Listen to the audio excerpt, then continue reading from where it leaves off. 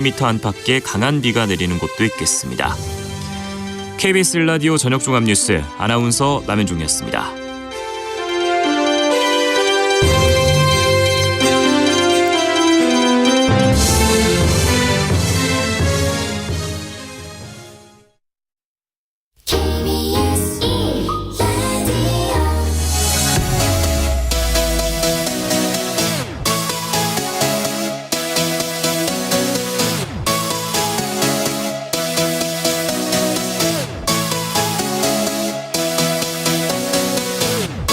KBS 열린 토론.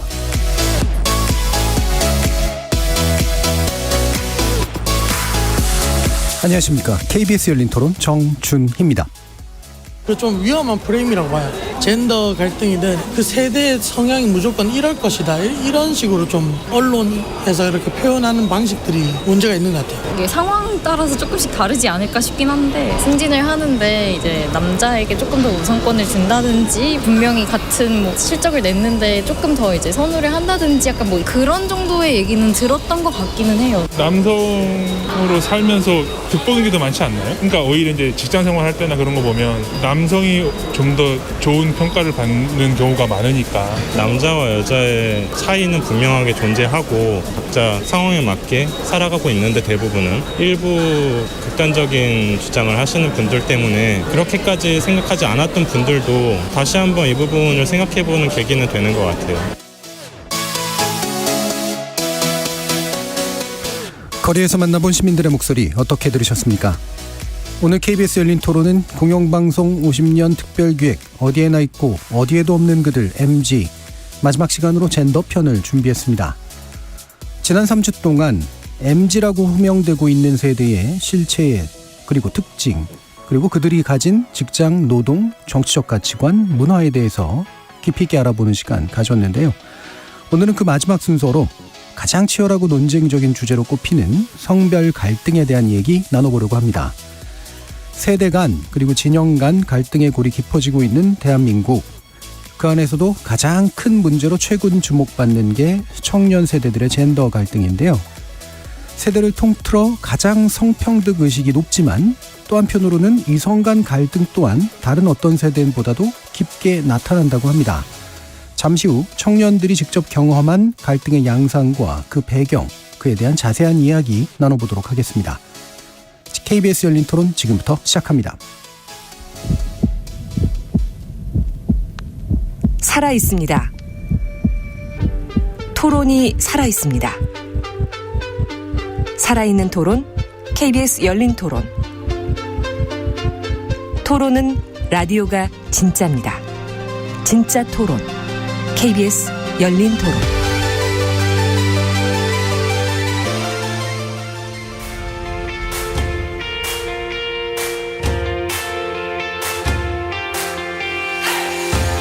KBS 열린 토론 공영방송 50년 특별기획 어디에나 있고 어디에도 없는 그들 MG.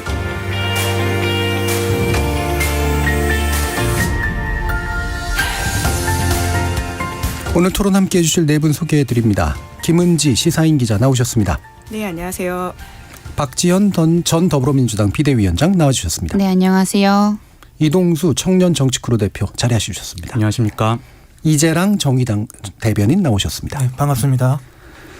저희가 네 분을 모시면서 페미니즘 또는 여성주의에 대한 반대 입장을 가지고 있고 또는 공표하고 있는 2030 남성분들이나 집단 또는 개인에 대한 출연을 접촉해서 요청했는데 거절 의견을 밝혀서 이루어지지 못했다는 점 미리 알려드리겠습니다.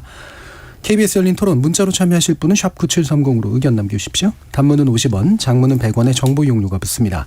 KBS 모바일 콩과 유튜브를 통해서도 무료로 참여하실 수 있습니다. KBS 1라디오의 모든 프로그램은 유튜브를 통해서도 함께 하실 수 있습니다. 여러분의 많은 관심과 참여 부탁드리겠습니다. 자, 오늘 이 네 번째 시간인데요. 첫 번째 질문은 보통 그날의 주제가 진짜로 그런가를 보통 질문을 하는데요. 오늘도 그런 질문으로 시작을 합니다. 성별 갈등이 정말로 굉장히 크다라고 보느냐. 특히나 이제 오늘의 주제로 볼 수 있는 2030 세대 안에서의 이성 간 갈등이 실제로 또 크다고 판단을 하느냐. 이 부분에 대한 이야기로 먼저 한번 시작해 볼 텐데요. MZ세대 대표로 나와주신 김은지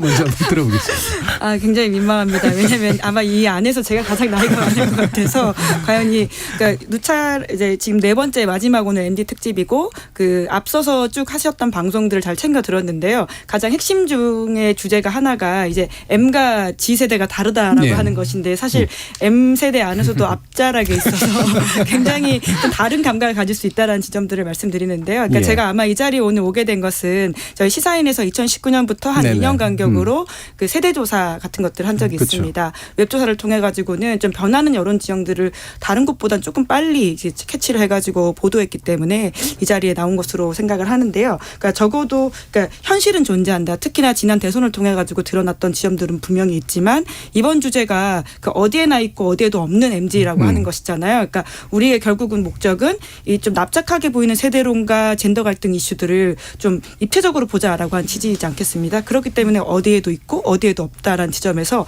있긴 있지만 우리가 더 뜯어봐야 된다. 이 정도 예. 말씀드릴 수 있을 것 같습니다. 주로 이제 조사 내용 아마도 이따가 말씀 주실 것 같은데 그 조사에는 파악되는 건 있고 포착되는 건 있다. 근데 과연 우리가 그 문제를 입체적으로 조망하고 있는지에 대해서는 좀 더 지켜봐야 될 필요가 있는 것 같다라는 의견이시네요. 이동수 대표님도 말씀 주시죠. 네, 저도 이제 이 MZ 세대 안에서의 젠더 갈등, 성별 갈등이 그 기존에 이제 한국 사회에서 여러 갈등이 존재하잖아요. 뭐 이념 갈등이든 뭐 어떤 세대 갈등이든 지역 갈등이든 이런 것들을 다 뛰어넘고 있는 형국이다라고 네. 이제 보고 있는데요. 대표적인 게 이제 지난 대선 한창이던 2021년에 이제 광주, 전남, 전북 지역 이제 여론조사를 했었는데 한 여론조사에서 그 이제 20대 남성만 놓고 봤을 때는 국민의힘 후보가 그 민주당 후보를 오차범위 밖에서 앞서는 이런 현상이 나타났어요. 근데 이게 사실 호남에서 국민의힘 후보가 앞선다를 이제 기성세대는 사실은 상상하기 어려운 일이지만 예. 이거를 이제 20대들 특히 이제 남성들 사이에서는 당연한 거 아닌가라는 식으로 이제 인식이 어느 정도 존재한다는 점. 근데 이제 젠더 갈등이 오프라인에서 막 멱살 잡고 싸우고 이런 식으로 드러나진 않지만 대개 이제 뭐 성별로 나뉘어 있는 온라인 커뮤니티라든지 아니면 SNS 이런 데서 이제 좀 오고 있는데 근데 또 요즘 청년들이 오프라인만큼 또 이상으로 이제 온라인에서도 또 많은 어떤 시간을 또 보내고 있잖아요. 그래서 저는 결코 이 문제가 가볍지는 않다라고 생각을 하고 있습니다. 가볍지는 않다. 그리고 정치적으로 그게 이제 좀 표출되는 경향도 분명히 있으나 주로는 온라인 쪽에서 좀 강하게 표출이 된다. 박지원 비대위원장. 네, 저는 온라인 상에서의 젠더 갈등은 분명히 있다고 생각을 하는데, 근데 무엇보다 이 젠더 갈등과 젠더 폭력이 지금 온라인 상에서는 너무 혼용해서 쓰이고 있지 않나라는 생각을 하거든요. 근데 이 온라인 상에서 벌어지고 있는 이 젠더 갈등과 이 젠더 폭력은 분명히 다르다라는 점을 우선 분명히 하고 싶고요. 젠더 폭력 같은 경우는 강남역 살인 사건 같은 이제 여성에게 죽었던 그런 것들을 좀 말할 수 있을 것 같아요. 일단 그 부분을 좀 분명히 짚고 넘어가는 게 좋을 것 같고, 근데 그에 반해 젠더 갈등이라고 하는 것은 저는 서로가 다 이제 약자고 서로가 이제 피해자라고 생각하는 부분이라고 보는데요. 이 경제 상황이나 이제 양극화가 심해지고 있는 상황에서 여전히 여성도 약자긴 하지만 지금은 청년 남성들도 이 약자로서 지금 자리하고 있는 그런 상황이 이 갈등을 좀 빚어내고 있지 않나라는 생각을 좀 합니다. 근데 이게 젠더를 기반으로 이 성별을 기반으로 한 갈등이라기보다는 이 경제나 사회 변화에 따른 불평등이라고 보는 게 저는 조금 더 합당할 것이라고 생각을 합니다. 그러면 이제 뭐 폭력이다, 뭐 극단적인 형태니까 이것의 실제성은 굳이 언급할 필요도 없는 것 같고, 갈등은 그럼 왜 그러냐? 아마 둘 다 약자적 지위인데 그러면 이제 누구에 대해 상대적으로 약자냐의 문제일 텐데 아마 주로는 경제적 불평등 문제로 보시는 것 같고, 그게 약간은 왜곡되게 이제 이성 간 갈등으로 표현되는 것 같다 이렇게 보시나 보네요. 네, 뭐 이제 아무래도 이 정치권에서 사실 이 갈등들을 해결을 해야 했음에도 불구하고 사실 지난 대선을 기점으로 이것이 정치권에서 해결해야 할 점을 해결하지 않고 그냥 이 서로에게 적대시하게끔 하는 그 경향성을 계속해서 어떻게 보면 표를 위해서 이용을 했던 거죠. 그러니까 단편적으로 젠더 갈등이라고 명명을 하면서 이 본질을 해결하려는 노력은 없었다. 근데 이제 그거는 이제 정치권의 문제 그리고 이제 나아가서 언론의 문제로 저는 좀 비춰진다고 보여집니다. 네. 이재랑 대변인 말씀 주시죠. 뭐 앞서 말해주신 것들이랑 이제 생각이 비슷한데 우선은 표면적인 갈등이 심각한 수준인 건 맞는 것 같습니다. 그러니까 정치권이라든가 또 이런 토론의 주요 쟁점이 될 정도로 이제 젠더 갈등이 표면적으로 심각한 문제로 가시화된 거는 이제 사실이라고 보는데, 다만 이제 말씀하신 것처럼 실제로 남녀가 뭐 멱살 잡고 싸우는 갈등이라기보다는 페미니즘이라든가 젠더 갈등이 그리고 젠더 차별이 여성 차별이 실존하는 문제이냐라는 인식의 차이도 이런 갈등을 부추기는 데 한 요인이라고 생각하고, 앞서 이제 위원장님께서 말씀해 주신 것처럼 이제 경제적 불평등이라고 하는 이제 구조적 문제가 사실은 젠더라고 하는 필터를 타면서 마치 젠더 갈등처럼 비치는 왜곡된 현상도 어느 정도는 있다고 생각을 합니다. 그 뭐 한 가지만 더 말씀을 드리자면, 사실은 뭐 한국 사회의 여성 차별 문제는 실존했고 또 현존하고 있는 문제라고 생각을 합니다. 다만 이제 그 차별 문제에 대해서, 여성 차별에 대해서 여성들이 그동안은 이 차별에 저항하는 언어를 사실은 찾지 못했는데, 페미니즘이라고 하는 언어를 찾음으로써 이제 여성들이 본격적으로 소리를 내기 시작한 것이고, 거기에 대한 이제 반동적 흐름, 소위 이제 백래시라고 부르는 그 흐름들이 또한 이제 젠더 갈등을 격화시키는 점도 분명히 있었다고 생각합니다. 예. 아까 이동수 대표께서 언급해 주신 이제 그 여론조사 관련 내용은 저희가 토론 프로그램이라 좀 구체적인 내용을 밝혀드려야 될 필요가 있어서 말씀을 드릴 텐데요. 뉴스원, 전남매일, 남도일보가 여론조사 기관 리서치뷰에 의뢰해서 2022년 1월 24일에서 25일 사이 조사한 결과로 판단되고요. 18세, 19세 그리고 20대 이상의 남성 지지율에서 국민의힘 윤석열 후보가 더불어민주당 이재명 후보를 앞지른 것으로 조사된 결과가 나왔었다고 합니다. 윤 후보 당시 지지율이 40.1%여서 30.1%를 기록했던 이 후보에 비해서 오차 범위 바깥으로 앞서는 그런 결과이기도 했었습니다. 중앙선거 여론조사 심의위원회 홈페이지 자세한 내용 참조해 주시면 되겠습니다. 자, 그런데 그러면 제가 이제 아까 오프닝에서도 좀 일부 얘기했던 것처럼 청년 세대들 안에서 다른 세대들에 비해서 이성 간 성별 갈등이 심각하다고 보는 그런 견해가 있고, 이랬을 때 그럼 그건 이제 왜 나오는 것이냐라는 부분, 실제로 그러니까 실제성을 좀 더 구체적으로 좀 들여다보는 측면들이 필요할 것 같은데요. 사례 중심으로 한번 접근을 해보도록 하죠. 박 위원장님, 어떤 사례라고 볼 수 있는 것들은 좀 중요하게 생각하시는 건 있으십니까?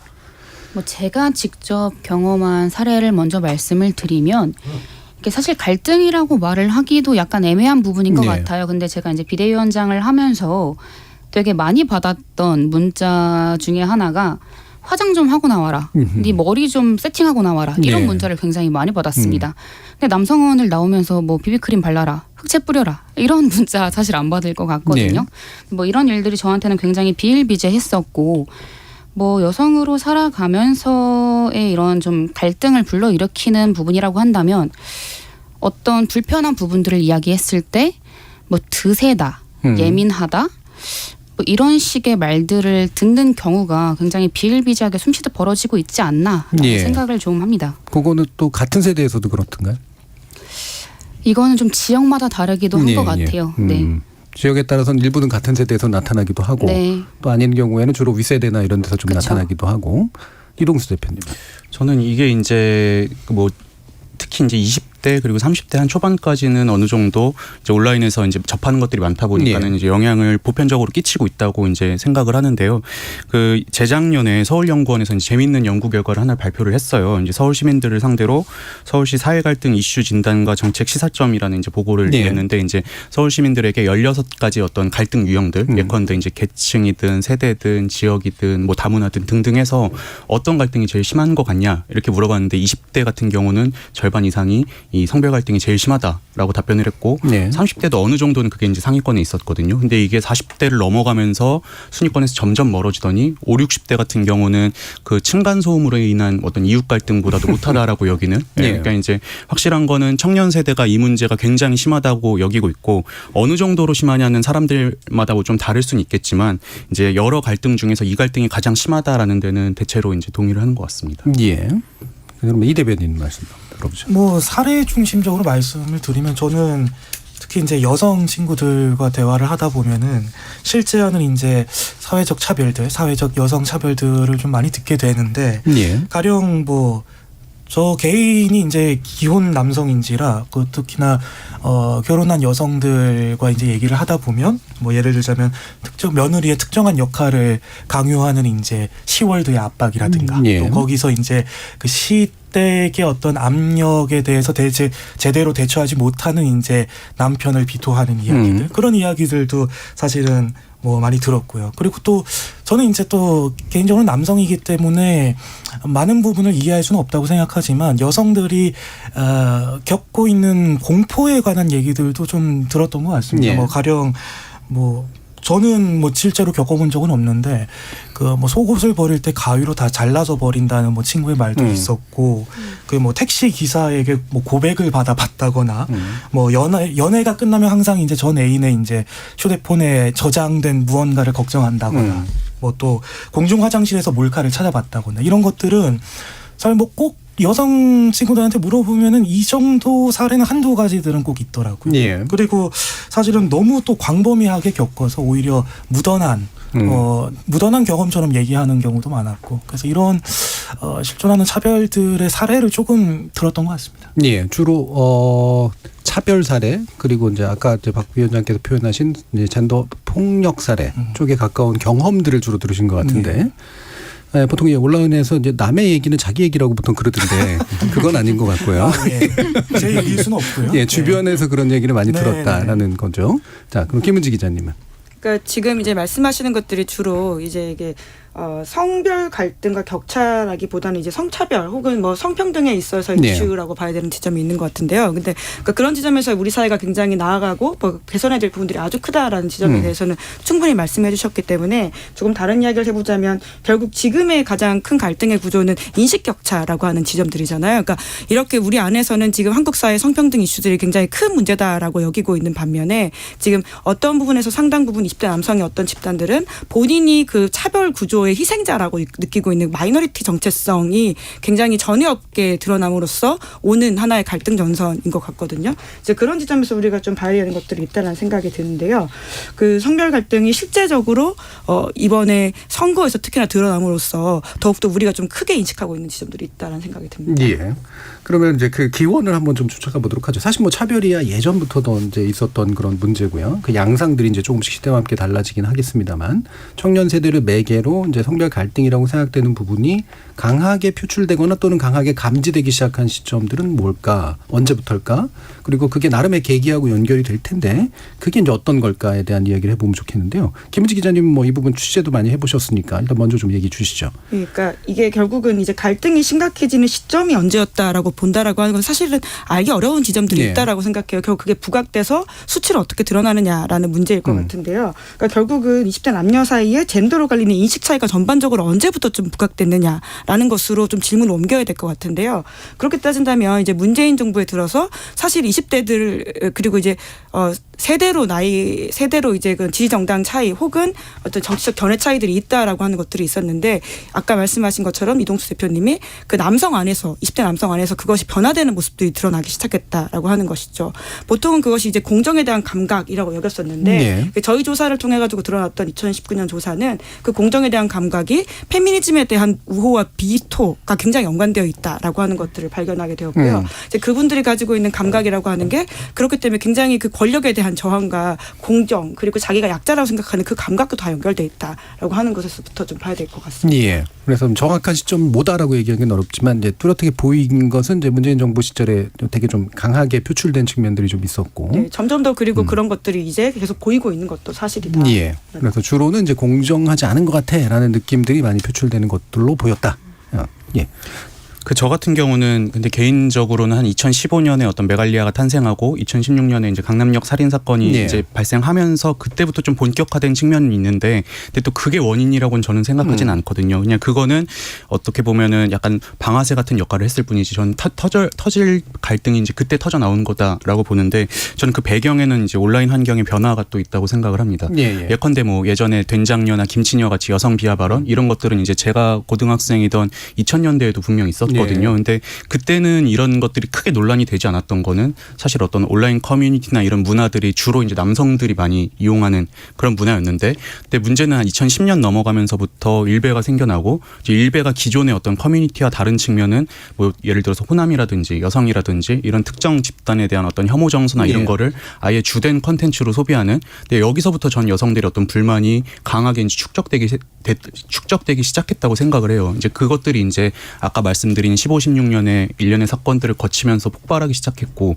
원래 이제 패권도 한쪽이 압도적으로 세면은 갈등 같은 건 안 일어나잖아요. 근데 그때부터 이제 뭔가 여성들이 뭉치기 시작하면서 이제 온라인 상에서의 어떤 균형이 맞기 시작하면서 갈등이 좀 더 이렇게 시작된 게 아닌가, 저는 그렇게 생각을 하고 있습니다. 그러니까 이것도 여성 혐오적인 어떤 모습들을 공개적으로 아주 대놓고 하는 어떤 온라인 집단이 이제 등장하니까 일베라고 불리는 거기에 대한 반발로 또 이제 등장한 이른바 미러링이라고 하는 그런 행위를 하는 여성들의 모습들이 나타나고, 그러면서 이제 그게 상승 효과를 보이는 측면들을 좀 주로 중시하시는 것 같네요. 이재령 대표님. 네, 뭐 말씀하신 것처럼 그렇고 이제 더 생명하게 얘기하자면 그 현존한 이미 존재했던 이제 여성 차별에 대해서 저항하는 언어를 여성들이 찾았다고도 생각을 합니다. 그게 이제 소위 페미니즘이라고 불리는 언어였다고 생각하고, 그 뭐 강남역 여성 살인 사건 같은 경우에는 이제 그거를 가시화하는 이제 사건이고 또 뭐 계기가 됐다고도 생각을 합니다. 이제 특히나 강남역 살인 사건 같은 경우에는 어쨌든 여성을 표적으로 한 범죄였기 때문에 이제 여성 혐오 범죄라는 것이 이제 본격적으로 키워드와 언어로서 이제 등장하기 시작했고, 그렇기 때문에 과연 그럼 여성이라서 당하는 구조적 차별이라는 건 무엇인가, 또 여성이라서 이제 입게 되는 피해라는 건 무엇인가라는 거를 우리 사회가 본격적으로 언어화하고 또 이야기하기 시작했다고 생각을 합니다. 이제 다만 이런 것도 있었죠. 이것은 여성 혐오 범죄다라고 이제 이야기를 했을 때, 그러면 마치 모든 남성들이 잠재적 뭐 가해자라는 것이냐라는 식으로 이제 또 전도되고 왜곡된 것도 분명히 있었다고 생각을 합니다. 그래서 이제 이게 실제 여성에게 가해지는 사회적 차별을 철폐하는 방향으로 나아간 게 아니라 단지 그냥 남녀 사이의 갈등 정도로 좁혀졌던 그런 지점도 있었다고 생각합니다. 예.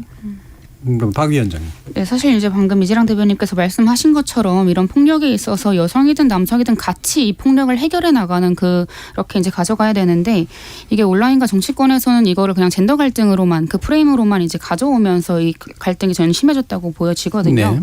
이제 원래 질문으로 돌아가서 이 시작이라고 저는 한다면 2000년대 초반부터 이제 좀 사회 진출하는 여성들이 많아지면서 이 사회를 진출하고 본인이 이제 돈을 벌어서 뭐 스타벅스를 간다, 뭐 스타벅스라고 얘기를 해도 되나요? 네, 괜찮습니다. 네, 광고는 아니시니까요. 네. 스타벅스를 간다거나 이제 뭐 커피를 사 먹는다거나 이렇게 자기가 번 소득으로 좋은 걸 사고 원하는 걸 사는 여성들을 된장녀라고 이제 이야기를 한다거나, 뭐 아이를 키우는 엄마들이 백화점에 가서 이제 있는 것들을 뭐 그걸 사치하는 여성들처럼 이야기를 하는데, 사실 아이들을 데리고 안전하게 아동 친화적인 환경이 없는 문제들에 대해서는 그 누구도 사실 조명을 하지 않았었거든요. 그러면서 이제 맘충이라는 단어를 쓰고, 그러니까 이렇게 된장녀나 맘충 같은 혐오 표현들이 좀 유행어처럼 이렇게 쓰이기 시작하면서 저는 이 젠더 갈등의 전조가 되지 않았나라는 생각을 했고요. 그리고 메르스 터졌을 때 이제 한창 그 홍콩에서 여성 2명이 놀러 갔다가 격리를 뭐 피해서 도망갔다. 근데 이제 그게 가짜 뉴스라고 이제 오보였다고 이제 얘기가 나왔음에도 불구하고 온라인 커뮤니티에서는 그 여성들에 대한 엄청난 비난과 혐오 표현들이 이제 이루어졌었던 것이 이제 제가 기억이 나거든요. 이제 그런 부분들이 아무래도 이 젠더 갈등을 시작한 그런 커뮤니티의 좀 나쁜 문화가 아니었나 싶어요. 예. 뭐 네 분들이 공통적으로 또 지목하시는 부분도 있고 약간 차이점을 두고 있는 부분도 있습니다만, 차이점이 뭐 견해차기라기보다는 이제 주목하시는 부분의 차이 정도일 것 같은데, 뭔가 제 개인적인 견해입니다만 이게 이제 그 뭐 미래를 연구하는 입장에서 보면 이게 가시화되는 그 시점이라는 게 중요하거든요. 이게 잠재되어 있는 게 눈으로 보이면 눈으로 보니까 확인되니까 이제 강화가 일어나면서 이제 그게 미디어 환경하고 만나서 이제 터지잖아요. 저는 사실 예전에 군가산점 폐지 문제로 논쟁이 붙었던 거 이게 되게 중요한 계기였다고 판단을 하거든요. 거기서 억울함들이 만들어지고 남성 쪽에서 그 반대에 대해서 그럼 현존하는 여성 차별에 대해서 어떻게 생각하는 거냐라면서 그게 이제 집단화로 이어지고 집단이 이어지니까 이제 갈등으로 표출이 되면서 이제 각각의 자기 입장들을 강화시켜내는 그런 식의 이제 일들이 좀 있었다라고 이제 판단이 되는데 뭐 각각의 기원들에 대해서 이제 어떤 평가를 할 거냐면 일단 별개로 좀 놓고요.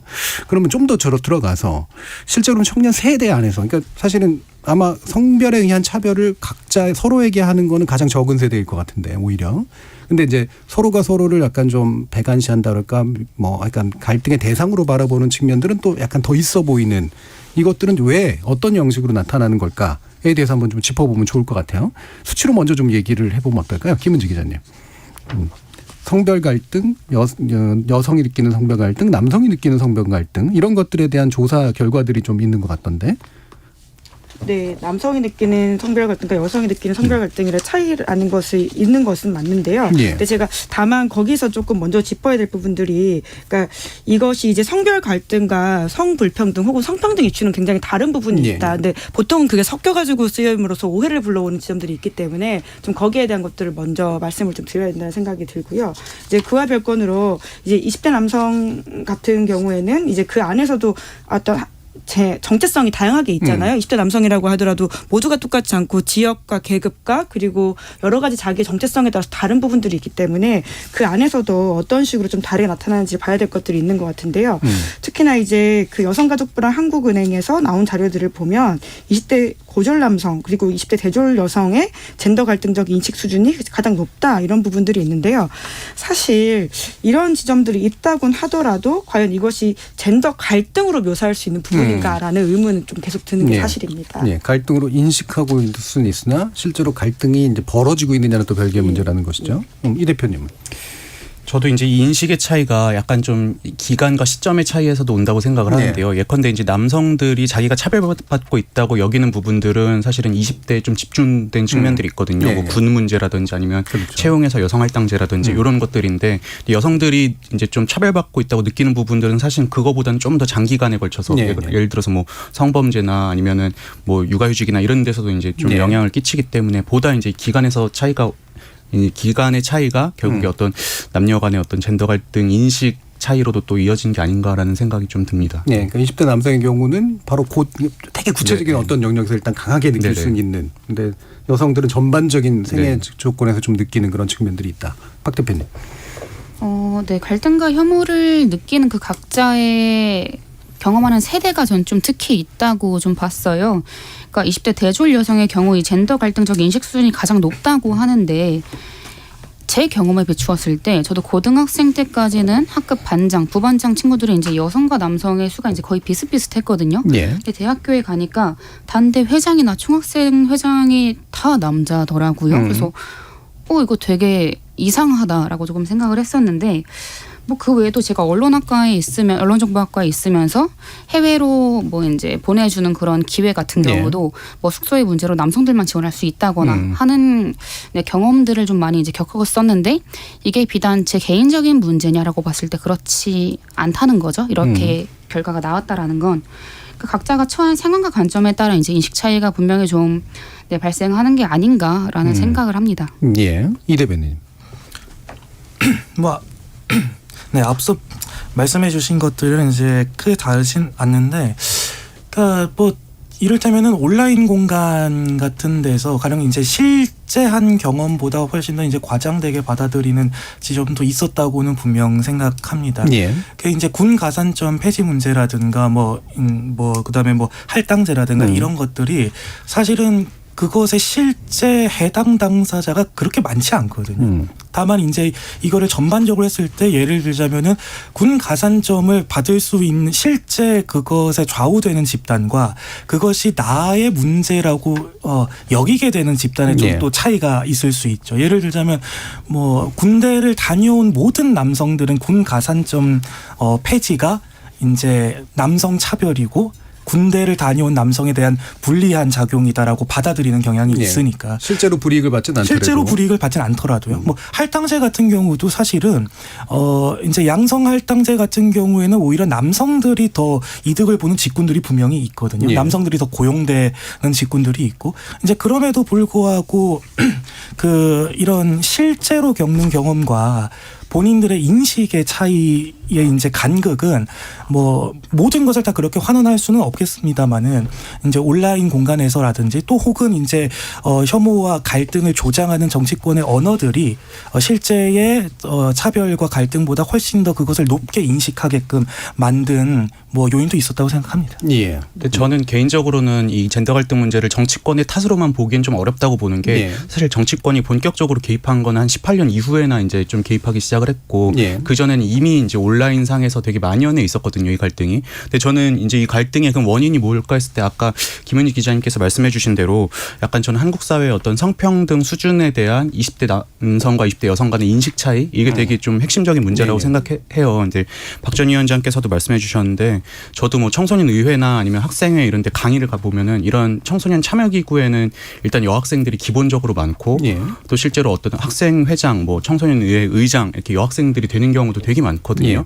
남학생들 같은 경우는 요즘 뭐 남학생들 부모님이 이제 공학 가면 내신 밀린다고 뭐 이렇게 남고로 빼려고 하고 이런 상황에서 이제 또 취업할 때 되니까 본인들은 또 군대도 갔다 와야 되고 등등 이런 일들이 있는데 왜 도대체 우리가 사회적인 어떤 강자로서 이렇게 양보를 해야 되느냐 약간 여기서 이제 갈등이 생기는 것 같고 여학생들 같은 경우는 예전에 제가 이제 시사인에서 써주신 기사를 잘 봤는데 이제 본인들이 약자라고 생각하진 않지만 이 사회가 우리를 구조적으로 차별하고 있지 않느냐 예를 들어서 뭐 30대 이제 육아휴직이나 이런 것들 당연하게 생각하면서 이제 우리를 뭐 약간 채용이든 승진해서 좀 어느 정도 누락하는 측면이 있지 않느냐 이런 좀 시점의 차이 그리고 약자에 대한 정의 이게 다른 게 좀 가장 핵심적인 원인이 아닐까 생각을 합니다. 되게 중요한 지점이라고 생각을 하는데요. 그러니까 구조와 경험의 차이가 지금 20대 남녀 안에서 굉장히 크게 보인다라는 지점들이 있는 것 같아요. 그러니까 20대 남녀분들이 일상에서 겪는 어떤 경험으로서의 어떤 차이가 분명히 있으시겠죠. 하지만 그것이 구조적으로 봤을 때 우리 사회에서 실제로 구현되는 불평등이라고 하는 것들이 과연 얼마나 이것이 맞닿아 있느냐라고 하는 지점에서는 그 남녀가 보는 지점들이 굉장히 큰 차이가 있는 거고요. 실제적인 수치 같은 경우에도 우리 사회의 전 세계와 비교해 봤을 때 성평등 그리고 성불평등 지수라고 하는 것이 높지 않은 상황이거든요. 이제 그럼에도 불구하고 이제 본인의 경험들을 빌어가지고는 그런 것들이 사실은 그 숫자가 정확하지 않다. 혹은 자기가 알고 있는 어떤 숫자들을 가지고 와서 이것이 진짜다라고 하시는 이런 주장과 갈등 안에서 굉장히 지금 끝없이 불화하고 있는 지점들은 분명히 있어 보이긴 해요. 예. 저는 이 부분이 좀 생존과도 연관이 되어 있다라고 좀 보여지는데 그러니까 각자의 생존과 연관이 되어 있다고 생각을 하다 보니까 서로를 나의 생존을 위협하는 존재로 받아들이게끔 그런 이야기들이 모이면서 좀 잘못 결론이 좀 도달하는 게 아닌가라는 생각이 들더라고요. 그러니까 결국 서로를 이제 나의 생존을 위협하는 존재라고 그러면 맞는 것이 누구냐라고 했을 때는 전 그 역할에 분명히 언론과 이제 정치가 작용을 했다고 좀 보고 있는 것이고 이런 것들을 결국에 해결하기 위해서 이 갈등을 해결하기 위해서는 이 적대감, 이 각자가 생존할 수 있는 환경을 그 제도적인 뒷받침을 만들어주는 게 결국엔 지금 좀 필요해 보이는 상황이라고 봐요. 예. 사실은 이제 실제로 그걸로 인해서 손해를 안 본다래도 예를 들면 군 문제나 이런 것들 그게 내가 군에 봉사했던 것이 부정당하는 느낌 때문에 이제 억울해하는 것들이 많이 있잖아요. 그리고 나한테 이게 불이익으로 떨어지는 경우가 그렇게 많지 않더라도 혹시라도 나한테 그게 오면 어떡하지라고 하는 건 이제 이런 것들이 이제 커지면서 생기는 불만들이 이제 클 텐데 뭐 뒤에서 좀 더 이게 실제로 얼마나만큼 구조적으로 불평등이 하길래 이런 건가 아닌가 과장됐는가 이런 것들을 좀 나눠보도록 하고요. 일부 시간이 많이 남지 않아서 요 얘기를 좀 해보면 좋을 것 같은데 약간은 이제 누군가를 얘기해야 되기 때문에 좀 그렇긴 합니다만 전에 이제 제가 진행했던 토론에서 나왔던 그런 발언이긴 했는데 남성들이 착한 남성들이 많은데 잠재적 성범죄라고 하는 프레임이 덜 씌워지면서 되게 위축되고 실제로 그래서 연애 공간으로 나아가지 못하는 일들이 많다. 그리고 억울함이 표출되기도 있다라고 하는 발언이 이제 나온 적이 있었어요. 실제로 좀 그런가? 뭐 이 자체는 좀 약간 너무 지나치게 이제 단순화되는 얘기이기도 하고 약간의 비하성도 좀 들어가 있고 그래서 좋은 발언은 당연히 아니긴 합니다만 남성들의 입장을 먼저 좀 들어봤으면 좋겠는데 기혼이라서 제가 뭐 시키지 않는 게 나을 것 같다는 생각이 들긴 합니다만, 예, 실제로 이런 어떤 인식들 또는 갈등이 뭔가 이렇게 남녀가 서로 만나는데 영향을 미친다고 보세요? 그래서 뭐 기혼에 이르기까지 연애를 한 것이니까 예. 이제 저는 사실은 연애할 자유가 없어진다라는 말은 이제 문제적이고 사실 정확히 얘기를 해야 되는 건데 폭력적인 연애를 할 자유는 없는 것이죠. 그러니까 네. 예를 들자면 이제 뭐 내가 좋아하는 사람에게 혹시라도 내가 폭력적이었는지 또 상대는 싫어하는데 나만 좋다고 하는 건 아닌지 이렇게 고민하고 또 성찰하는 것이 또 마땅하고 당연한 거거든요. 또 그런 사람이 연애를 한다고 생각합니다. 네. 근데 이제 연애할 자유라는 말로써 지금 실제로 이제 그 교제 폭력 문제는 심각한 문제인 거잖아요. 그리고 그것들이 실제 여성들에게 있어서는 연애를 위축시키는 것들도 있고 그렇기 때문에 여성들은 실제로 이제 교제를 할 때 이것이 나에게 위협이 될 수 있는 문제이냐라는 것도 생각을 하게 되는 건데 단순히 그것을 이제 연애할 자유라는 말로 퉁쳐서 이거를 좀 뭐랄까 단순화시키고 납작하게 발언하는 거는 뭐 부적절하다 이렇게 이제 생각을 합니다. 예. 저는 사실 좀 대변인님이랑은 의견이 조금 다른 게 물론 이제 그 여성들의 어떤 불안이나 이런 것들은 저도 이제 공감을 하거든요. 네. 근데 이제 그 발언 예를 들어서 뭐 잠재적 성범죄자 프레임 때문에 뭐 연애를 못한 것까지는 아니겠지만 저는 그 발언이 나온 배경은 좀 어느 정도 이해를 해요. 왜냐하면은 이 젠더 갈등 그동안 근 10년 가까이 불거지는 동안 뭐 예를 들어서 정치적 올바름이라든지 아니면 피해자 중심주의를 과하게 추구하는 측면에서 약간 좀 지나친 주장들이 좀 나오기도 했고 근데 그게 수용이 되어 왔단 말이죠. 네. 또 예를 들어서 요거를 조금만 이제 벗어나거나 비판하면은 이제 뭐 혐오주의자다 이렇게 이제 막 비판하고 이런 일들이 있었는데 대표적으로 이제 2011년에 서울대학교에서 한 여학생이 이제 남자친구가 성폭력을 이렇게 했다. 근데 그 내용이 자기 옆에서 줄담배를 폈다요. 네. 이게 이제 남성성을 과시함으로써 자기에게 성폭력을 한 거다. 그리고 2018년에 서강대학교에서는 그 소개팅 고민하는 동기한테 야, 너 정도면 괜찮다라고 했다가 이제 이게 또 성폭력이다 해서 논란이 있었거든요. 근데 저는 이런 발언들이 뭐 결례일 수는 있겠죠. 이제 이 상대방에게 어떤 예의가 아닐 수는 있겠지만 과연 이것까지도 성폭력으로 봐야 되는가 이제 이런 논쟁들이 이제 아까 말씀하신 그 발언으로까지 이제 이어졌다고 보고 저는 이것들이 이제 이 젠더 갈등이 처음 불거지던 당시에 이제 좀 성장통이라고 해야 되나요? 이제 기준도 없고 하다 보니까 생긴 논란이었고 좀 차차 이제 좀 어느 정도 좀 이런 부분들에서는 저희가 좀 보편적인 상식선에서 고민을 해봐야 되지 않을까 이렇게 생각을 합니다. 저는 이런 것들이 또 계기가 됐던 것 중에 하나가 미투 운동이 한참 활성화가 됐을 때 미투 자체가 미투가 벌어진 일 자체를 사실 부정하거나 그게 뭐 잘못된 일이라고 생각하진 않지만 그 과정에서 이제 증거나 내용을 알 수 없는 어떤 허위 고발이 일어났을 경우에 그걸 어떻게 처리할 것이냐의 문제로 주로 아마 반응을 했던 것 같아요. 뭐 이런 식의 문제들이 이제 결국 좀 커지면서 이른바 펜스룰이라고 하는 것들을 그냥 우리는 써야 되는 거야라는 식으로 또 이제 커져갔고 이랬는데 자, 이 부분 박지원 위원장님 말씀 한번 들어보죠. 그러니까 이 천하람 변호사의 발언이었던 거잖아요. 저는 이 얘기를 듣고 자유라는 단어를 너무 남용하고 있다라는 생각을 처음 했었는데, 그러니까 연애라는 건 둘이 같이 하는 거잖아요. 박수도 이제 두 손바닥이 이제 마주쳐야 결국 소리가 나는 건데. 이 발언은 사실 그러니까 두 명의 합의에 의한 관계라고 생각하지 않고 이제 상대방 여성을 본인의 성취나 트로피로 좀 여긴 발언이 아닌가 그런 생각에서 나올 수 있는 발언이 아닌가 싶었던 거고요. 근데 정말 솔직히 얘기하면 연애야말로 저는 약육강식이라고 생각을 하거든요. 더 괜찮은 사람이 더 괜찮은 사람을 만날 수 있는 것이고, 그러니까 뭐 괜찮은 사람끼리 이제 만나는 것인데. 야구 강식이 옳다고 생각하시는 건 아니죠. 그건 아니지만 자칫하면 오해가 될 수 있을 것 같아서. 그건 아니지만 이제 솔직히 뭐 이 성범죄자 프레임이 씌워져서 연애를 못하는 것 같다라고 한다는 건 이거는 어떻게 보면 그러니까 본인이 연애를 하지 못하는 것에 대한 핑계로 활용하는 것은 아닌가라는 생각이 좀 들더라고요. 그러니까 저는 이 연애라는 것은 정말 이 동등한 관계에서 서로의 합의하에 그 관계라는 부분에 초점을 맞춘다면 그런 인식이었다면 전 이런 발언은 나오지 않았을 거라고 생각합니다. 예. 이 발언은 뭐 구체적인 어떤 찬반을 얘기하려고 한 건 아니니까 각자의 견해를 좀 얘기해 주시면 되는데 결국은 이제 이런 잠재적 폭력이라고 하는 것에 여성들이 이제 공포를 느끼는 것을 또는 역으로 남성들이 역공포라 그럴까요? 역불만이랄까요? 이제 이런 것들로 느껴가면서 생기는 문제가 실제로 커지고 있는가 이 부분일 것 같은데 김은지 기자님. 네, 이게 아까도 앞에서 말씀드렸던 것처럼 결국 경험과 구조의 차이로서 예. 무엇에 더 공감하느냐의 문제인 것 같거든요. 사실 숫자라든지 통계상으로 보면 교제 살인이라든지 이런 상황에서 여자들이 느끼는 것들이 실제적으로 훨씬 더 많긴 합니다. 하지만 예. 남성분들이 보통 이 무고죄에 대한 공포라서 그렇죠. 발현되는 것들이라고 알고 있는데요. 실제적으로 숫자는 굉장히 상대적으로 적다라고 할 수 있는데 그럼에도 불구하고 거기에 더 크게 감정이 공감한다. 사실 예. 여기서 오는 구조적 그렇죠. 괴리인 것이잖아요. 그러니까 여기서 사실 숫자가 그만큼 되지 않아 아무리 말씀을 드려도 아니 내가 무섭다 하는데 어떡할 거야라고 이 뭐라고 할까요? 악순환을 어떻게 끊어두느냐가 결국 핵심의 문제인 것 같은데요. 예.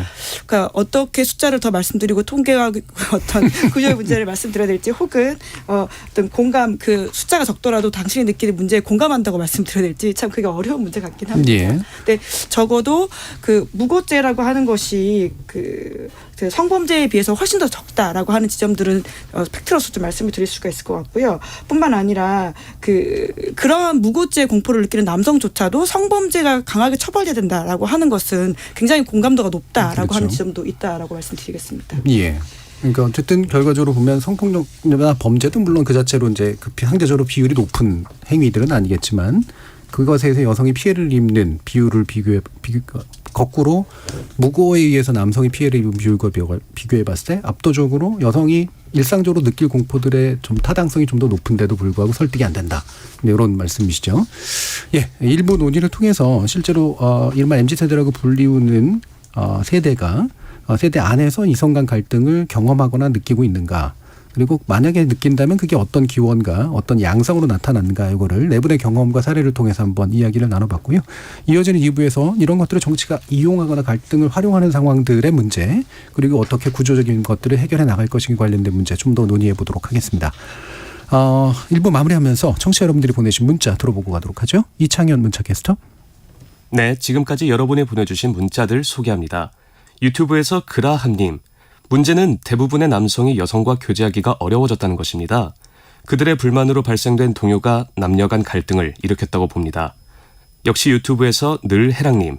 KT 밀렛의 성정치학을 읽어봐도 대한민국의 페미니즘이 변질된 면이 있습니다. 아무래도 젠더 갈등을 부추기는 정치가 문제의 원인이 되었다고 생각합니다. 박민호님. 된장녀라는 호칭이 나온 건 밥보다 비싼 커피를 마시면서 밥은 얻어먹으려고 하는 세태를 비판하면서 나왔죠. 다만 이 세태를 된장녀라는 여성 호칭을 붙인 게 문제였죠. 유튜브에서 YK님. 페미니즘이 나쁜 것이 아닌데 우리나라에 들어오면서 과격해진 면이 있습니다. 청년 세대 안에서 여성은 약자가 아닙니다. 정치권이 페미니즘을 이용해 남녀 갈라치기에 성공했다고 봅니다. 7606님. 젠더 갈등은 정치인들이 만들고 방송과 언론이 부추기기 때문에 머릿속 세계에서만 심각한 현상이라고 생각합니다. 성범죄가 심각할 수는 있지만 범죄와 갈등은 전혀 다른 문제죠. 3906님. 기성세대와 다른 조건 속에서 자란 20대 남성들에게 페미니즘을 이해시키려면 그들이 자라온 과정과 환경을 먼저 이해해야 합니다. 무조건적인 페미니즘만을 주장해선 그들을 설득시키기 힘들 겁니다. 그들이 가진 상대적 박탈감에 대한 이해도 필요하다고 봅니다. 6150님. 사회적으로 내가 어느 위치에 있느냐에 따라 성역할에 대한 생각이 바뀌는 것 같아요.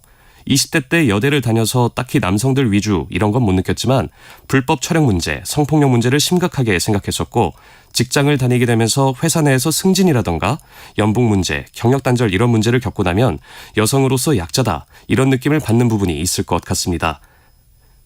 이 시간은 영상으로도 생중계하고 있습니다. 유튜브에 들어가셔서 KBS 1라디오 또는 KBS 열린 토론을 검색하시면 지금 바로 토론하는 모습 보실 수 있습니다. 방송을 듣고 계신 여러분이 시민 농객입니다. 계속해서 청취자 여러분의 날카로운 시선과 의견 보내주세요. 지금까지 문자캐스터 이창현이었습니다.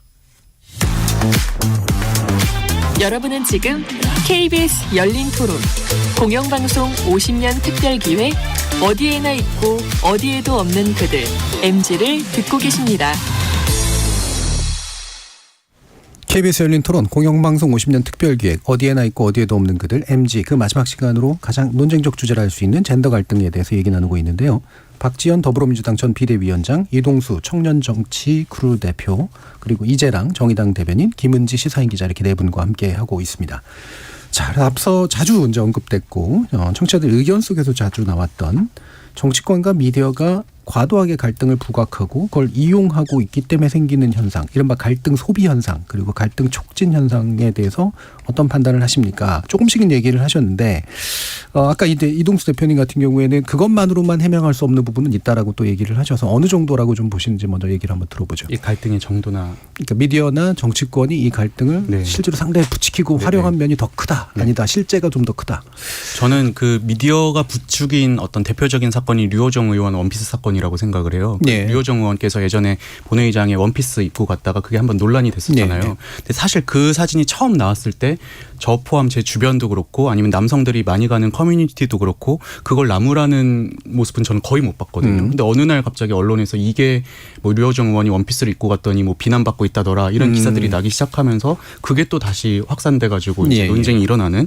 그래서 그 당시에 이제 제 주변 이제 좀 남성들도 뭐라고 얘기했냐면은 우리는 저거 문제라고 생각한 적이 없는데 왜 언론에서 저렇게 섀도우 복싱하면서 저걸 문제라고 하느냐. 저는 이런 측면들이 좀 있다고 생각을 하고요. 두 번째로 정치권 같은 경우는 이걸 좀 이용하고 뭐 확산시킨다기보다 일단 기본적으로 너무 모르시면서 이 문제를 접근하는 것 같아요. 예. 예를 들어서 이제 이준석 전 국민의힘 대표가 예전에 뭐 젠더 갈등이 뭐 보고 요리처럼 아주 어렵기 때문에 세밀하게 잘 다뤄야 된다 이렇게 얘기를 한 적이 있는데 근데 이 젠더 갈등이 사실 근 몇 년간 되게 짧은 시간 동안 강하게 터져 나왔고 그만큼 되게 많은 사건들이 있단 말이죠. 이런 맥락을 좀 이해하고 이제 어느 정도 뭐 성범죄든 아니면 무고죄든 이런 것들을 접근해야 되는데 기성세대 정치인들은 그냥 어느 날 갑자기 20대 남성들이 우리 당을 지지하네 하면서 대표적인 게 이제 지난해 말이었나요? 권성동 국민의힘 원내대표께서 이제 어느 날 갑자기 느닷없이 20대 남성들 지지율을 올리겠다고 여성가족부 폐지를 이제 예. 다시 한 번 또 말씀하셨다가 그때는 오히려 이제 빈축만 산 일이 있었거든요. 그래서 저는 어떤 청년 세대의 갈등을 다룸에 있어서 기성세대가 너무 안이하게 그냥 표면적인 것들만 보고 접근하고 있다. 그래서 이런 맥락이나 이런 것들을 이해하기 위한 노력은 좀 필요하다라고 보고 있습니다. 예.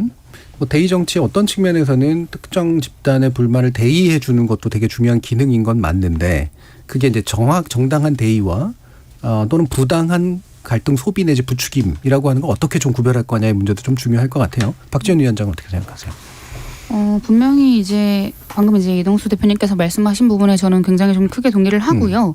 이 갈등의 불씨는 온라인상에서 분명히 이전부터 있었다고 생각을 해요. 근데 네. 여기에 기름을 부은 게 언론이고 정치다라고 저는 좀 표현을 하고 싶고요. 이 건강한 토론을 해보기도 전에 그냥 이 프레이밍으로 접근을 했는데 그러니까 다시 돌아가서 뭐 된장녀나 뭐 이제 맘충이나 이런 단어들 이런 식으로 이야기를 한 걸 언론에서는 너무나 아무렇지도 않게 헤드라인으로 제목으로 뽑았습니다. 예. 그러니까 이렇게 자극적인 헤드라인으로 조회수 장사를 하면서 좀 변질되어 버린 부분이 분명히 있고요. 그러니까 언론은 자정 노력을 해야 하고 또 이제 이 윤리를 준수할 책임이 있음에도 불구하고 그거를 안 했다라는 점. 그러니까 파급력으로 따지면 저는 언론만큼 그 중요한 기능을 하는 데가 없다라고 생각을 하는데 그러니까 윤리나 그런 기준이 없는 유튜브와 비교해서 이 언론이 그만큼의 자정 노력을 하지 않았던 부분이 분명히 있었다라고 좀 말씀을 드리고 싶고요.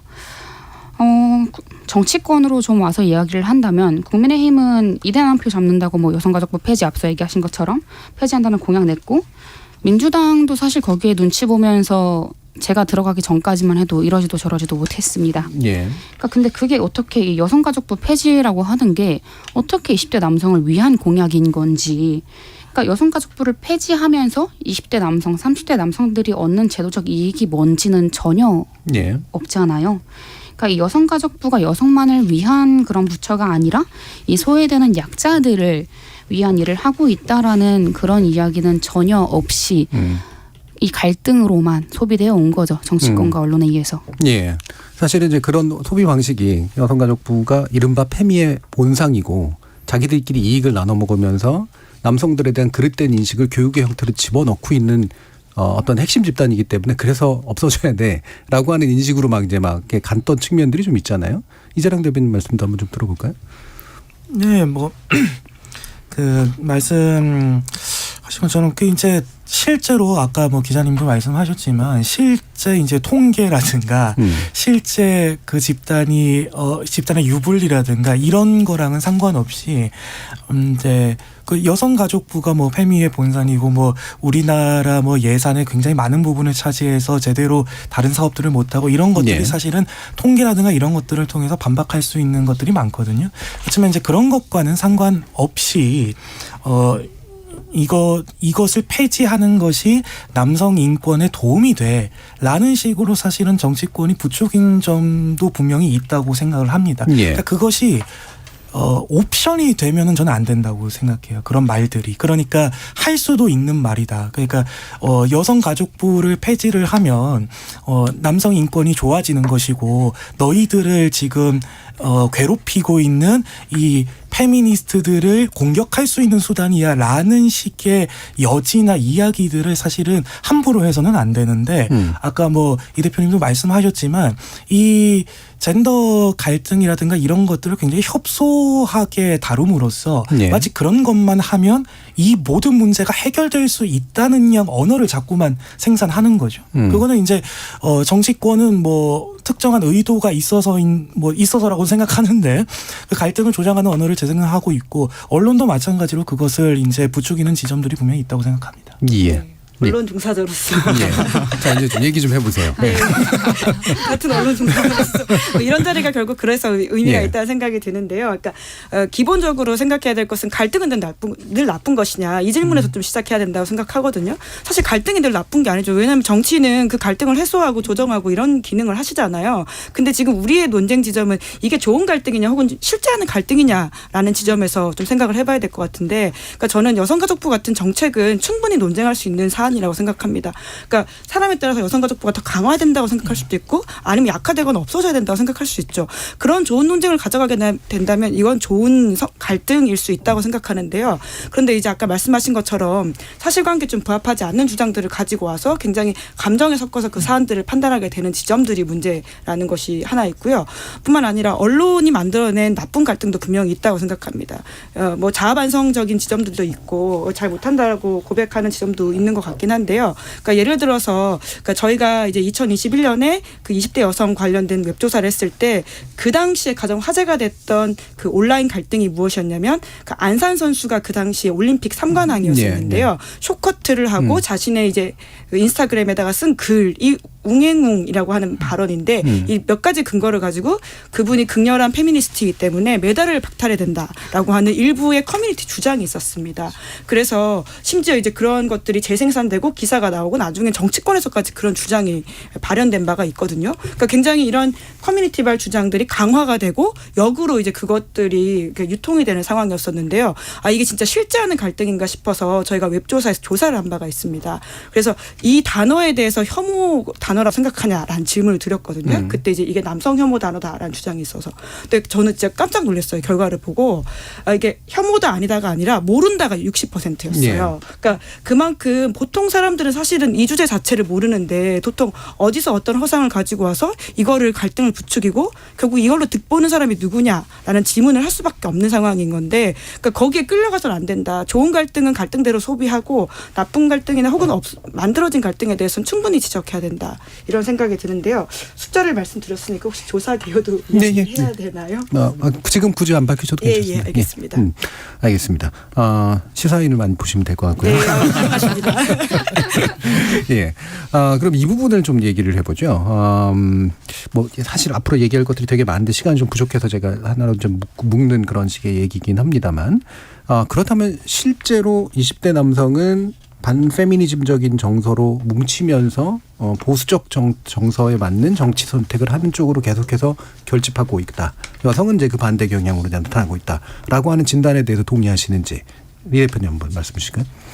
저는 일단 20대 남성 30대까지 포함해서 이렇게 된 어떤 원인 중에 하나가 사실은 이 여성가족부가 공공의 적이 된 이유처럼 약간 여성계나 아니면 언론의 어떤 이분법적인 접근도 있다고 생각을 해요. 예를 들어서 이제 뭐 여성들 요즘 뭐 교제폭력이라든지 스토킹 살인 사건이라든지 이런 이제 하도 뉴스들이 나오다 보니까 불안해서 못 살겠다 이렇게 이제 말씀들을 많이 하시는데, 그러면 이제 우리 사회가 이 불안을 어떻게 해소하고 어떻게 안전한 사회로 나갈 것인가로 이제 논의를 발전시켰어야 되는데, 그 동안에 이제 이 젠더 갈등 이 시기에 이제 나왔던 주장들은 뭐 남성은 잠재적 가해자고 그러니까 너희들이 항상 좀 뭐 아님을 입증하고 여성을 죽이지 마라 이런 식으로 이제 이분법적으로 접근을 했단 말이죠. 네. 그거에 이제 좀 남성들이 좀 속된 말로 전 뿔이 난 측면이 있다고 생각을 해요. 그 접근한 주체는 누굽니까? 그런 식으로 접근한. 근데 이제 뭐 실제 정치인도 이제 이런 식으로 말씀을 하신 경우도 있고요. 그리고 이제 이 정부 공공기관의 교육 자료에서도 남성은 잠재적 가해자니까 뭐 이제 아님을 입증해야 된다 이런 식으로 이제 예. 자료가 나와서 이제 논란이 된 적도 있고요. 그래서 근데 이게 이제 본격화된 게 한 2018년 즈음부터 남성들의 어떤 그 당시 정부 여당에 대한 지지가 빠지고 있었는데 이런 불만이 좀 터져 나오면 저는 어느 정도는 듣기 위한 노력을 정치권이 해야 된다고 생각을 해요. 근데 그 당시에 뭐 이제 여당의 뭐 최고위원이든 대변인이든 이런 분들이 20대 남성의 지지율이 빠지는 거에 대해서 뭐 이명박 박근혜 정부 때 교육 잘못 받아서 그렇다 이런 식으로 이제 일축을 해버렸단 말이죠. 예. 이거에 대한 반감이 전 지금까지 이어져 오고 있다고 생각을 하는데 다만 그럼에도 지금 20대 남성들이 완전히 보수화됐냐? 전 또 그렇지는 않다고 생각을 합니다. 예. 그냥 약간 좀 뭐 진보도 보수도 싫다. 약간 무당층 성향이 강해져서 그때그때 이제 다른 선택을 할 뿐이지 이들이 보수적으로 봤다기엔 좀 무리가 있지 않나라는 생각입니다. 예. 불만이 나름 있을 만한 요소들이 있었는데 그거를 이제 막연히 이제 어리석어서 그렇다라든가 네. 이런 식으로 이제 처리해 버렸기 네네. 때문에 거꾸로 더 커진 불만은 있으나 아직은 그게 이제 특정한 정치 성향으로 고정된 거라고 보지는 않으시는 거죠. 박지원 위원장부터. 그 20대 남자라는 책을 이제 봤을 때 그 책에서 정말 그 이제 조사 결과에서 실제적으로 2030 남성들이 그렇게 페미니즘에 대해서 엄청난 거부감을 느낀다라는 비율이 생각보다 적었던 것을 봤어요. 예. 근데 그렇다라는 건 그분들도 일상생활에서 이런 젠더 갈등이 그렇게 심하다라고 생각하지 않는데 굉장히 언론에서는 그리고 정치권에서는 그런 것들이 굉장히 심각한 것인 것 마냥 나타냈던 부분이 전 분명히 있다고 보고요. 근데 이제 한 가지 좀 말씀드리고 싶은 것은 여성가족부의 폐지에 있어서 뭐 여성계의 이분법적인 접근이다라고 얘기를 하셨는데 저는 이것을 이 여성계 쪽에만 뭔가 그 책임을 돌리는 그런 발언은 적절하지 않다고 생각을 하고 그러니까 이런 것들은 우리가 사실 이런 갈등이나 문제가 발생을 했을 때 함께 해결해 나가는 주체로서 정치권과 언론이 합세해서 노력을 해야 되는 거잖아요. 근데 오히려 그거를 해결해야 하고 이 갈등을 완화하고 조정해야 할 정치권과 또 그것에 대해서 아주 해결하려는 그 마음을 가지고 이제 언론이 아주 잘 뭐 윤리적인 보도를 했어야 되는데 그러지 못한 부분이 분명히 있었다. 그러니까 이 부분에 있어서 앞으로 그럼 우리가 어떻게 해야 되느냐에 대한 좀 논의가 저는 보다 많이 이루어져야 된다고 생각을 해요. 근데 지금까지도 여전히 좀 그런 논의는 잘 안 이루어지고 있는 것 같아서 전 그 부분에 대한 논의를 우리가 조금 더 해보면 좋지 않을까라는 생각을 합니다. 예. 그럼 다시 또 페미니즘, 안티페미니즘 그리고 따라서 이 연령대 특정 남성은 어떤 정치 성향 또 이 연령대 특정 여성 집단은 어떤 정치 성향으로 굳어져가고 강화되느냐 그 부분에 대해서 다시 또 이 대변인. 네, 뭐 저도 비슷하다고 생각하는데 우선은 뭐 보수화 경향 20대 남성이 보수화되는 경향이 있느냐 저도 그게 우선은 보수화되는 경향이 무엇인지를 좀 얘기를 했으면 좋겠어요. 보수화됐다는 것을 어떻게 알 수 있느냐. 뭐 예를 들자면 국민의힘에 대한 지지도가 높아서 보수화됐다고 얘기하는 것이냐.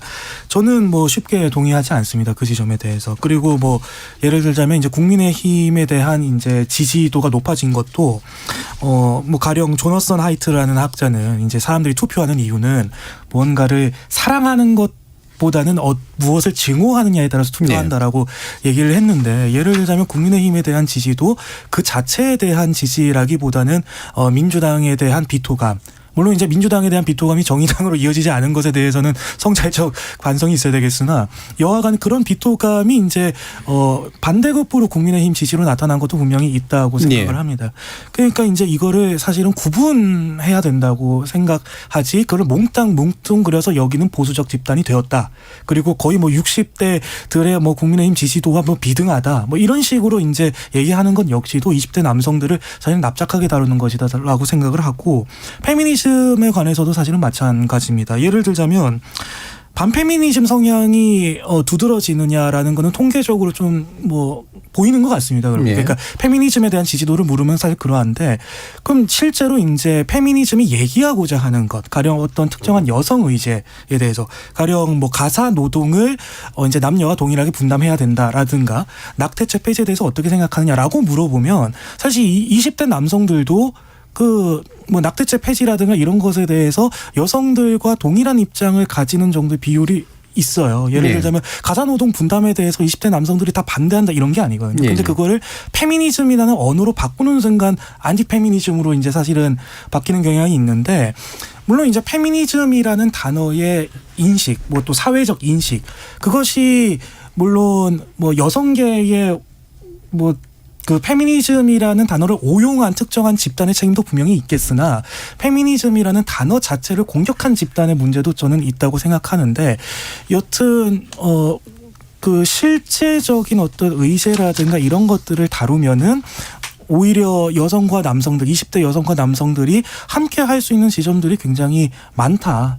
그래서 저는 이거를 조금 더 분석적이고 조금 더 구분해서 얘기를 할 필요가 있지 않는가 이렇게 생각을 합니다. 예, 좀 분석적으로 구분해서 이제 김은지 기자님 얘기해 주실 것 같은데.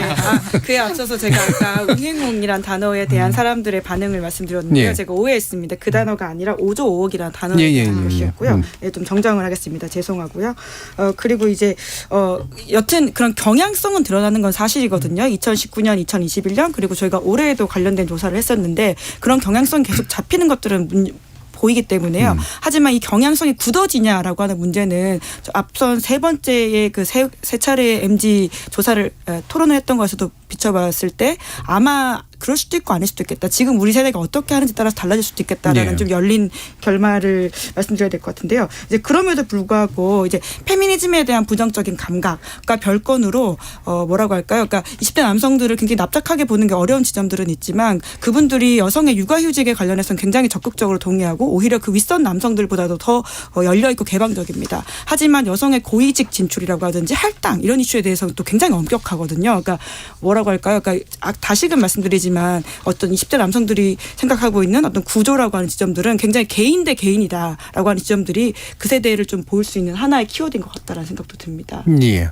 그러면 요 얘기를 하고 이제 마무리하면서 이제 이야기를 진행해야 될 것 같은데, 뭐 정치권에 관련된 얘기 앞에서 좀 많이 했으니까 또 다른 이제 갈등하고 연결된 측면, 특히 이제 20대 남성들이 40, 50대 남성들에 대해서 가지고 있는 불만들이 많은 것으로 나타납니다. 이게 세대 갈등적인 요소들이 있는데, 요컨대 이런 거죠. 자기들은 실컷 남성 우월적 지위를 누려놓고 이른바 스윗남이라고 이제 부르잖아요. 그러면서 이제 되게 젊은 여성들이나 여성들에게 굉장히 우호적인 것처럼 이제 행동하는 그런 태도를 하면서 자기들에게 굉장히 안 좋은 구조를 물려주면서 자기들이 욕먹도록 방치하고 있다. 근데 이런 이제 생각들이 이제 나타나고 있는 것 같은데, 이것도 뭐 지배적이라고 보기는 어렵겠습니다만 이 부분에 대한 생각들을 좀 여쭤봤으면 좋겠습니다. 먼저 요 얘기는 좀 이 대표님께 먼저 한번 여쭤보도록 할게요.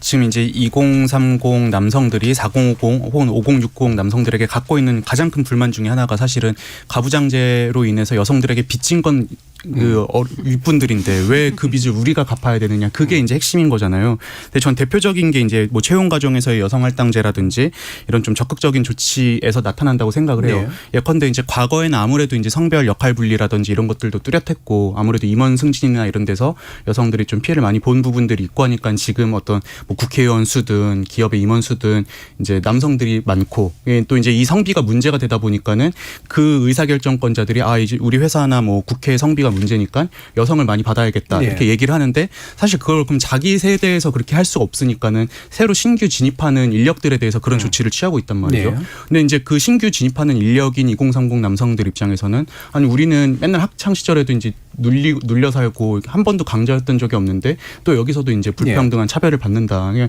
여러분들이 양보해야지 왜 우리한테 그걸 강요하느냐 하는 그런 어떤 심리가 가장 큰 이 갈등의 원인이 아닌가, 저는 그렇게 생각을 합니다. 그러니까 정책을 만드는 지배적 남성 주체들이 자신의 진 빚을 젊은 남성들과 뺏어가지고 이제 주는 듯한 그런 느낌 같은 거. 이재랑 대표님.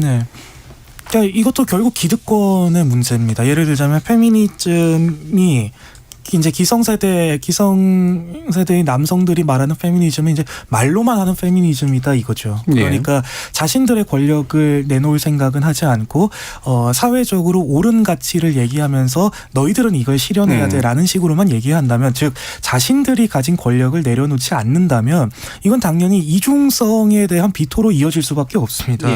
뭐 그렇기 때문에 또 페미니즘을 예를 들자면 삶의 가치로서 실현하는 게 아니라 단순히 그냥 정치 구호 정도로 전락시킨 것에 대한 이제 비토감도 분명히 있을 것이고요.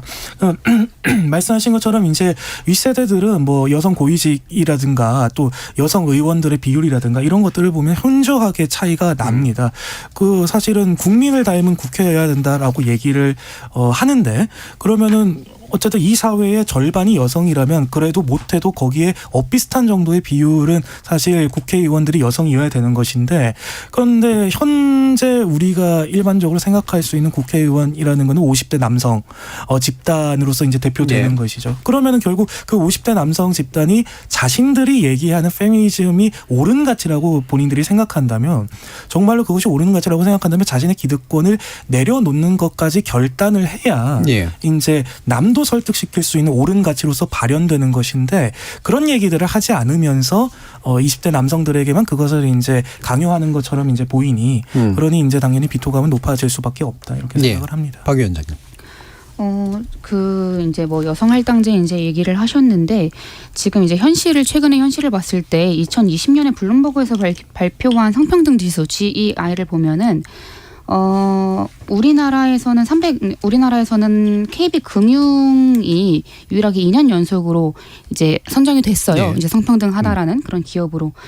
근데 이 최고 경영자급의 여성 비율을 325개 중에 살펴봤을 때 여성 비율이 평균 6%입니다. 근데 이게 이제 성평등하다고 이제 한 325개 중에서도 이제 6%라는 것이고, 이 사회에서의 여성 비율은 28%다라고 이제 나타나 있는데, 이게 지금 평등하다고 하는 그런 기업을 기준으로도 지금 이 상황이라는 것을 먼저 좀 말씀을 드리고 싶고요. 근데 이런 상황에서 이제 뭐 여성이 적다, 남성이 적다 이런 문제로만 끝나자는 건 아니고, 원래 좀 기존 질문으로 돌아간다면, 전 이 지금의 갈등은 사실 구조적 불평등이라고 생각을 해요. 결국에는 이 부모 세대보다 잘 살 수 없는, 이 단군 이래 최초로 부모 세대보다 잘 살 수 없는 이 자녀 세대가 왜 이런 상황을 맞이했을까를 보면은 우리 그 대한민국이 좀 급성장하면서 발생된 부작용이라고 저는 생각을 하거든요. 근데 이거를 사실 해결하려고 하는 노력이 전혀 없었고, 그냥 젠더 갈등이라고 하고 불지피고 어떠한 죄책감도 없이 그냥 너네끼리 알아서 해결해라는 그런 스탠스를 어떻게 보면 기성세대가 가지지 않았나라는 생각이 좀 들고요. 그러니까 이 기성세대가 이제 급속 성장을 하면서 저희 이제 세대에게 오는 그런 뭐 안정감이라던가 뭐 민주화라던가 산업화라는 그런 공도 있지만, 이런 힘든 문제들에 대한 그런 과도 분명히 있음을 저희가 좀 짚고, 그러면 이 부분에 있어서 다양한 세대가 모여서 좀 어떻게 해결해야 할 것인지를 좀 지금 얘기해봐야 할 타이밍이 왔다고 생각합니다. 얘기해봐야 되는데 끝나가고 있어서 김은지 기자님. 결국 세대 개혁에 대해서 불신할수록 반페미니즘 성향이 강한 부분들이 보이는 것 같거든요. 당장 현금화해야 되는 것이죠. 왜냐하면 미래는 언제 올지 모르니까요. 그렇죠. 이제 그 부분에 대해서 우리 사회가 가지고 있는 좀 고민과 과제가 분명히 있어 보이는데, 그럼에도 불구하고 성평등이라고 하는 가치는 아까도 제가 오늘 하루 종일 계속 말씀드리는데 구조와 맥락에 대한 감각이다. 그리고 그것이 소수자성과 연대로 이어져야 되는 지점들이 있기 때문에, 그러니까 단순히 페미니즘 하면 뭐 싫어 이런 것들이 아니라 이 성평등에 대한 감각을 어떤 식으로 좀 확산시킬지가 중요한 게 아닌가라는 생각도 듭니다. 오늘 이렇게 보면은 납작함, 감각 뭐 이런 거 이제 굉장히 자주 이제 얘기를 해주셨어요. 낯선 분들도 계시겠지만 이제 이 부분이 굉장히 중요한, 우리가 흔히 감수성이라고 얘기하는 영역하고 또 연결되는 거기도 하겠죠. 몇 개 또 청취자 의견들이 들어와 있어서 좀 소개해드리면, 강주영님은 남성들은 여성 고위직에 반대하는 게 아니라 여성 할당제에 반대하는 겁니다. 능력 있는 사람이 고위직이 돼야지 성별이 기준이 돼서는 안 됩니다. 이런 인식도 분명히 있는 것 같고요. 유튜브에서 써니팡님은 토론을 들으면서 확실히 제 생각이 정리되는 느낌입니다. 저도 딱히 차별을 받으면서 자란 세대는 아니었지만 관습과 사회적 인식을 반영하는 언어, 예를 들어서 집안일을 도와준다, 육아를 도와준다라든지 집사람이라든지 하는 단어 등에서 좌절감을 느끼곤 했었습니다. 자, 그리고 0529님의 의견으로 보면 갈등이 문제다라고 언론이나 정치권에서 얘기하지만 갈등을 해소하려는 생각은 없고 도리어 갈등을 장사수단으로만 이용하는 것 같아서 답답합니다라는 그런 의견도 주셨습니다. 그럼 마지막으로 좀 한 30초 정도만 박지원 위원장께서는 어쨌든 정치 가장 가까이 가셨었잖아요. 물론 대변님도 계시지만 거기서 느낀 벽 같은 게 있으시면 한 30초 정도만 얘기 들어볼까요? 너무 많은데요. 일단 이제 방금 이제 문자 보내주신 것처럼 여성 할당제에 대해서 이제 반대하는 것이다라고 이야기를 하셨는데 지금의 구조상 여성들이 그런 고위직에 올라가는 게 굉장히 힘든 구조라는 것을 우리가 일단 저는 인정을 해야 한다고 생각을 해요. 그러니까 제가 비대위원장으로 있을 때만 하더라도 매주 월요일 열리는 고위전략회의에 여성이 저 혼자였습니다. 그리고 지금 제가 빠진 상황에서는 고위전략회의에 여성은 한 명도 없어요. 그러니까 여성들의 목소리가 대변되지 않는다라는 것을 이제 분명히 우리가 좀 짚고 넘어갔으면 좋겠고요. 그러니까 무조건 남녀 동수를 외치자는 게 아니라 그래도 분명히 우리가 이 국회라고 하는 곳은 이 국민을 대변하고 국민의 목소리를 이제 이야기를 해야 하는 곳이니만큼 최소한의 그 퍼센테이지를 맞춰야 한다라는 좀 말씀을 드리고 싶습니다. 예, 세대적 반영 그리고 성별적 반영을 기성 정치권이 훨씬 더 노력해달라라는 그런 주문으로 마무리를 짓도록 하겠습니다. 오늘 논의는 네 분과 함께 해봤는데요. 이동수 청년정치크루 대표, 이재랑 정의당 대변인, 김은지 시사인 기자, 박지원 더불어민주당 전 비대위원장 네 분 모두 수고하셨습니다. 감사합니다. 감사합니다.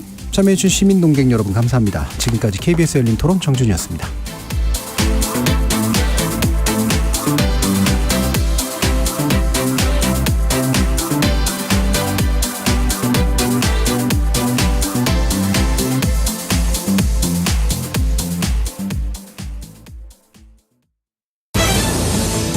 지구촌 곳곳에서 전해지는 지진 피해 소식. 우리나라도 더 이상 안전지대가 아닙니다. 지진이 발생했을 때 서둘러 밖으로 뛰어나가면 유리창이나 간판이 떨어질 수 있어 무척 위험합니다. 따라서 실내에서 작은 흔들림을 느끼면 먼저 가스불을 끄고 탁자나 책상 밑으로 들어가 머리를 보호합니다. 만약 엘리베이터 아니라면 모든 버튼을 눌러 신속하게 내리고 안전을 확인한 후에 대피합니다. 거리에선 손이나 가방으로 머리를 보호하고 블록담과 대문 기둥에선 떨어져 있어야 하는데요. 운전자는 도로의 오른쪽에 일단 차를 세우고 대피할 필요가 있을 땐 창문을 닫고 키는 꽂아둔 채로 나옵니다. 지진이 멈춘 후엔 여진에 주의하면서 부상자 구조를 요청하고 가스와 전기는 안전이 확인될 때까지 사용해선 안 된다는 점도 잊지 말아야겠습니다. 재난재해 예방 KBS 라디오가 함께합니다. 대한민국 중심 채널